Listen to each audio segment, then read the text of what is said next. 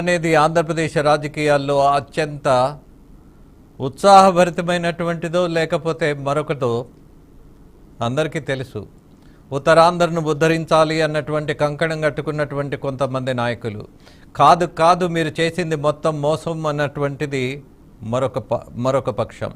వీటన్నిటి మధ్య చాలా ప్రశాంతంగా ఉన్నటువంటి ప్రాంతం వార్తల్లో ఎప్పుడు హాట్గా వార్తల్లో ఉండటం అనేది చాలా విచిత్రమైనటువంటి అంశం. బట్ ఉత్తరాంధ్ర అనగానే చాలా ప్రశాంతమైనటువంటి ప్రాంతం. అలాగే ఉత్తరాంధ్రలో కొన్ని ప్రాంతాలు ఇప్పటికి కూడా చదువుకున్న వాళ్ళు అక్కడికి వెళితే సిగ్గుపడాల్సిన పరిస్థితి ఉంటుంది. అభివృద్ధి ఉండదు. ఇప్పటికీ మురుగు కాలువలు ఎక్కిరిస్తుంటాయి. ఇప్పటికీ దుర్గంధంతో కూడినటువంటి మార్కెట్ ప్రదేశాలు ప్రజాస్వామ్యం మీదే, నాయకుల మీదే అసహ్యాన్ని కలిగిస్తుంటాయి.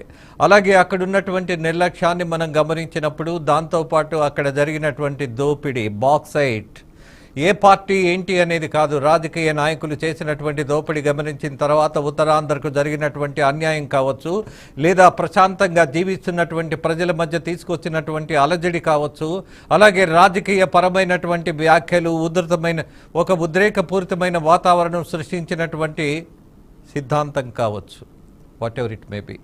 ఉత్తరాంధ్ర చాలా ప్రధానమైనటువంటి పాత్ర పోషిస్తున్నది ఆంధ్రప్రదేశ్ అభివృద్ధిలో. దాని మీద పూర్తి సమాచారం తీసుకుందాం. విజయనగరం నుంచి మా కరస్పాండెంట్ నరసింహులు సిద్ధంగా ఉన్నారు. నరసింహులు గారు.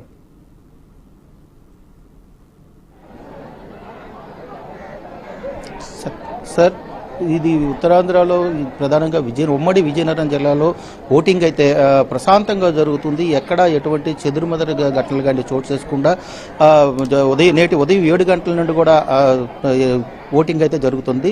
అయితే ఈ గిరిజన ప్రాంతాల్లో సైతం గిరిజనులు తమ ఓటు హక్కును వినియోగించుకోవడానికి రహదారి సౌకర్యం లేకపోయినా డోలీలు కూడా తరలి వచ్చి ఓట్లు వినియోగిస్తున్న పరిస్థితి ఉంది. ఇప్పటి వరకు పార్వతీపురం మన్యం జిల్లాలో 35% 1 గంట వరకు సమాచారం ప్రకారం 35% ఓటింగ్ అయితే నమోదైన పరిస్థితి ఉంది. ఇక్కడ ఓటు వేయడానికి గిరిజనులు ఆసక్తిగా చూసి సుదూర ప్రాంతాలకు అంతే తమ ఏదైతే బూతులు ఎక్కడున్నాయో దూరం 2 కిలోమీటర్ల దూరం 3 కిలోమీటర్ల దూరంలో ఉన్న తమ పోలింగ్ కేంద్రాలకి నడుచుకుంటూ వచ్చి ఏదైతే తమ ఓటు హక్కును వినియోగిస్తున్న పరిస్థితి ఉంది. దీంతో పాటుగా యువత ఏదైతే ప్రధానంగా తమకు మొదటిసారి ఓటు హక్కును వినియోగించుకున్నందుకు ఆసక్తిగా వచ్చి ఓటర్లు కూడా తమ ఓటు హక్కును వినియోగించే పరిస్థితి అయితే ఉంది. దీంతో పాటుగా విజయనగరం జిల్లాలో చూసుకుంటే విజయనగరం జిల్లాలో ఇప్పటి వరకు 34.37% 1 గంట కడపటి వార్తలు అందేసరికి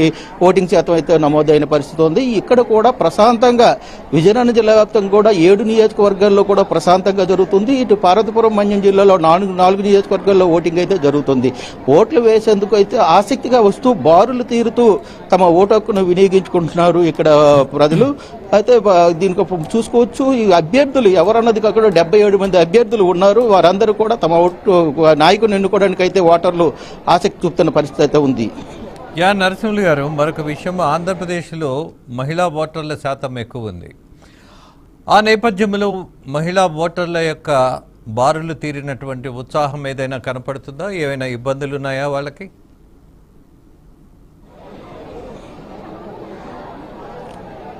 ఎస్ సార్, ఏదైతే మహిళలు అత్యధికంగా విజయనగరం జిల్లాలో కూడా చూసుకుంటే అత్యధికంగా మహిళా ఓటర్ల సంఖ్య ఎక్కువగా ఉన్నప్పటికీ వారంతా పురుషుల కంటే మహిళలు అయితే ఇప్పటికే క్యూలలో కనిపిస్తున్న పరిస్థితి ఉంది. మనం విజువల్స్లో చూసుకోవచ్చు. ఏదైతే ఈవీఎంలు మొరాయించినప్పటికీ 1-2 గంటల సమయం వేచి ఉంటూ మహిళలు ఎంతో నిరీక్షణ చేస్తూ వారికి ఓటు హక్కును వినియోగించుకోవడానికి అయితే బార్లు తీరుతో వినియోగిస్తూ పరిస్థితి ఉంది. ప్రధానంగా నిరక్షరాస్యత ఎక్కువగా ఉన్న గిరిజన ప్రాంతాల్లో ఉన్న మహిళా ఓటర్లు కూడా తమ ఓటు హక్కుని తప్పకుండా ఓటు హక్కును వినియోగించుకోవాలి. ఎంత సమయమైనా తమ ఓటు హక్కును వినియోగించుకున్నందుకైతే క్యూ లైన్లో వేచి ఉంటున్నారు. నరసింహులు, ఇంత సీరియస్ ఎన్నికల సందర్భంగా మీరు 1-2 గంటలు అనగానే కూడా మైండ్ ఎటో వెళ్ళిపోతుంది. ఎందుకనంటే ఇన్ని సంవత్సరాలుగా మనము గంట అరగంట అన్న పదాలు వినపడగానే మరి ఏదో మనకి తెలియనటువంటి ఒక విషయం మనం వద్దన్న వచ్చి బుర్రలో పడుతుంది. రాజకీయ నాయకుల ధోరణి గమనించాం, మాట్లాడిన మాటలు విన్నాం. అలాగే మరొక విషయం మీరు చెప్పారే, గిరిజనులు కిలోమీటర్ల మేరకు నడిచొచ్చారని.